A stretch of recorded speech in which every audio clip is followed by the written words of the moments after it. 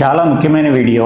మీ ఫ్యామిలీకి, ఫ్రెండ్స్ కి అందరికి షేర్ చేయవలసిన వీడియో. నేను మీ doctor Giridhar Adapa, consultant endocrinologist, Giridhar diabetes endocrine centre, Tadepalli. Even educated patients కూడా చాలా మందికి అసలు షుగర్ కి ఎక్స్పర్ట్ అని ఎవరికి తెలియదు. గుండెకి ఎలా కార్డియాలజిస్ట్, కిడ్నీకి నెఫ్రాలజిస్ట్, నరాలకి న్యూరాలజిస్ట్ ఎలాగో షుగర్ కి ఎండోక్రైనాలజిస్ట్. ఎండోక్రైనాలజిస్ట్ అంటే ఎండి జనరల్ మెడిసిన్ 3 years కోర్స్ చేసిన తర్వాత నెక్స్ట్ పిహెచ్డి డిఎం ఎండోక్రైనాలజీ అని షుగర్, థైరాయిడ్, బీపీ, హార్మోన్స్ దీనిలో ఎక్స్పర్ట్ కేర్ అనమాట. దీన్ని మించిన డిగ్రీ ఇండియాలో లేదు.